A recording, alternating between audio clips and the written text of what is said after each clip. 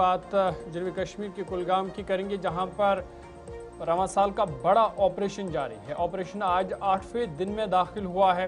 Security force और militant के बीच encounter जारी है। वक्फे वक्फे से गोलियों का तबादला जारी है और रात देर गई भी गोलियों का तबादला हुआ। दोनों तरफें से गोलियां चली है।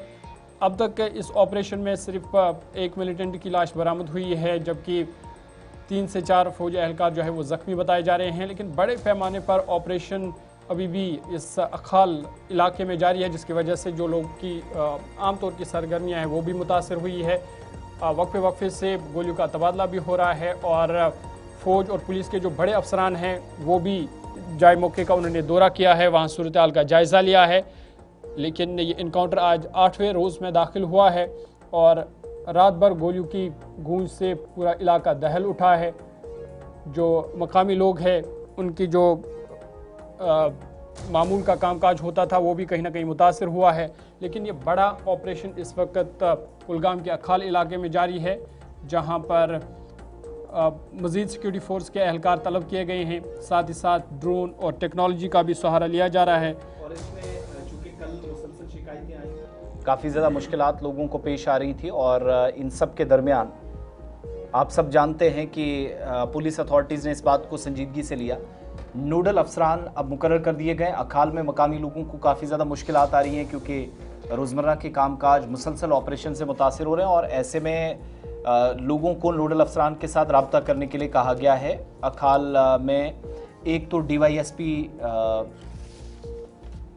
DPL कुलगाम, इनके नंबर्स 9419042362 7051510656 पर।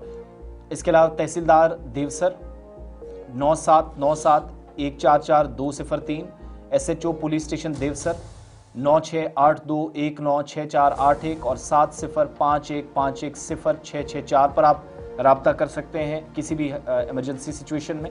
नायब तहसीलदार का नंबर 7006743818 है। सब इंस्पेक्टर अरशद अहमद का नंबर 7006613287 है और MHC देवसर का नंबर 9906525978 पर आप राब्ता कायम कर सकते हैं। मज़ीद तफसीलात भी वहाँ पर फराहम कीजिएगा और अपनी जो परेशानी है वो भी मुतल्लिका हुकाम के नोटिस में बासानी ला सकते हैं। इंतज़ामिया की जानिब से ये नंबर्स उस वक्त जारी किए गए चूँकि सिविल अथॉरिटीज़ मुसलसल राब्ते में हैं और इस सिलसिले में जो कार्रवाइयाँ हैं वो अभी भी जारी हैं। दूसरी तरफ UAVs का, ड्रोन्स का, ध्रुव हेलीकॉप्टर्स का या फिर जो जदीद किस्म की टेक्नोलॉजी है उसका भरपूर इस्तेमाल किया जा रहा। वक्फे वक्फे से गोलीबारी का एक सिलसिला भी देखा जा रहा। अब्दुल हमीद के पास चलेंगे, कुलगाम से हमें इस वक्त ज्वाइन कर रहे हैं। अब्दुल हमीद, क्या मज़ीद तफसीलात हैं और आज जैसे जैसे हम 8वें दिन में दाखिल हो गए हैं, कोई पॉसिबिलिटी नज़र आती है ऑपरेशन ख़त्म होगा या और लंबा खींचेगा? मिलिटेंट 2 की प्रेजेंस जो है उसकी मुसद्दिका इतलात हैं, कार्रवाइयाँ हो रही हैं, तो शायद अभी कुछ भी कहना फिर कबल वक्त होगा उस हिसाब से। हाँ जी, हाँ सही फरमाया आपने, कुछ भी कहना अभी कबल वक्त होगा क्योंकि पैरामिलिट्री फोर्सेस जो है उनको इजाज़त मिली है आगे बढ़ने की। जहाँ पे मिलिटेंटों ने अपनी पनाहगाह बनाई है उस तरफ बढ़ने की उनको इजाज़त मिली है। अभी हम सोच रहे थे कि रात भर में जो फायरिंग हुई है या बाकी चीज़ें हुई, गोला बारूद का इस्तेमाल हुआ है, अभी वहाँ पे कुछ भी नया देखने को नहीं मिल रहा है क्योंकि जो इनकी पहल है अभी थोड़ी ही देर हुई है। आज दिन भर और अंदर वो जाएंगे जहाँ पे मिलिटेंटों ने अपनी पनाहगाह बनाई हुई है, वहाँ पे जाने की वो कोशिशें जारी है। अभी देखने वाली बात ये होगी कि लोगों के मुश्किलात भी बढ़ रहे हैं, लोग भी परेशान हो गए क्योंकि 8 दिनों से अपने घरों में महसूस पड़े हुए। कल भी कुछ लोगों को वहां से निकाला गया है जिनको कोई मेडिकल इमरजेंसी आई हो। आज जिला इंतजामिया ने कई नोडल अफसर को वहां पे तैनात कर दिया है जिनके नंबरात भी शाया कर दिए गए हैं और उनसे रब्ता करने की हर एक को कोशिश की गई है कि उनके साथ रब्ता करे। कोई भी परेशानी आन पड़ने के बाद उनके साथ रब्ता कायम किया जा सकता है। लोगों की ये भी परेशानी है कि राशन पानी जो भी है घरों में खत्म हो गया है।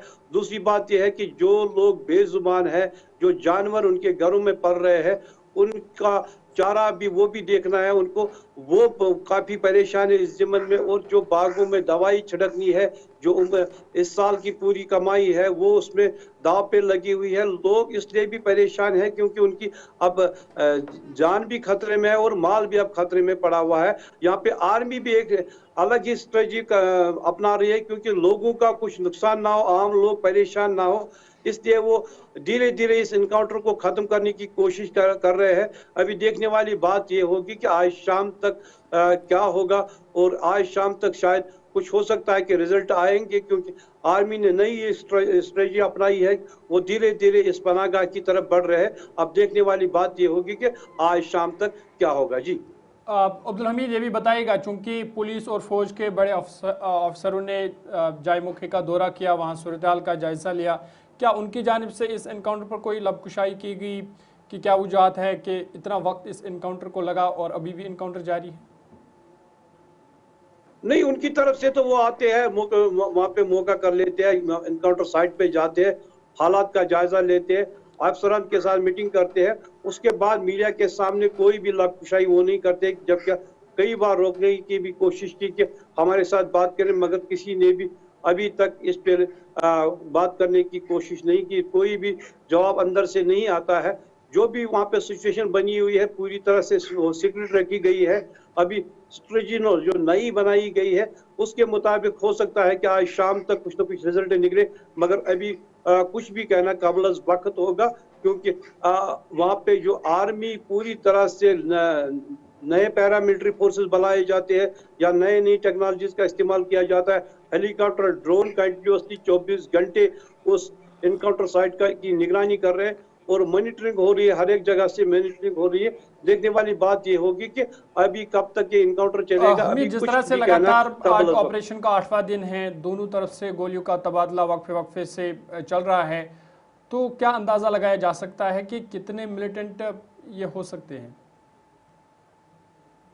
अभी कुछ भी कहना, मैंने कहा कि काबिल वक्त होगा। कोई कह रहा है कि 5 है या 4 है, या आर्मी के मुताबिक 3 है।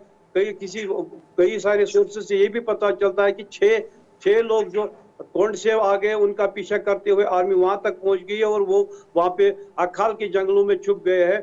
वहां पे उनका ताकुफ हुआ। अब खून का आराई चल रही है, मगर अभी पूरी तरह से किसी का भी कुछ भी कहना ये काबिल वक्त ही होगा क्योंकि सारे सोर्सेज जो है वो अभी फेल हो गए हैं। क्योंकि इनकाउंटर जब खत्म हो जाएगा उसके बाद ही पता चलेगा कि कितने लोग थे और क्या कर रहे थे, क्या उनकी कोई मीटिंग हो रही थी या और कुछ हो रहा था। अभी पूरी तरह से किसी को भी, असल में बात यह है कि घने जंगलात है, वहां पे ड्रोन भी पूरी तरह से उनका जमीन की सतह नहीं दिखाता है कि जमीन पे क्या हो रहा है, क्योंकि ड्रोन या हेलीकॉप्टर या कोई भी चॉपर सर्विस वो ऊपर से चलती है, नीचे पेड़ के नीचे से क्या कौन सी मूवमेंट हो रही है उसका किसी को भी कोई अंदाजा नहीं, क्योंकि वहाँ के फोटो या वहाँ के विजुअल्स वो देख नहीं पाते इस वजह से क्योंकि घने पेड़ है, इसीलिए इसमें वक्त ज्यादा लग रहा है। जी के लिए अब्दुल हमीद अखाल कुलगाम से तफसीलात फराहम कर रहे थे और बता रहे थे कि ऑपरेशन का 1 हफ्ता मुकम्मल हो चुका है। आज 8वां रोज़ है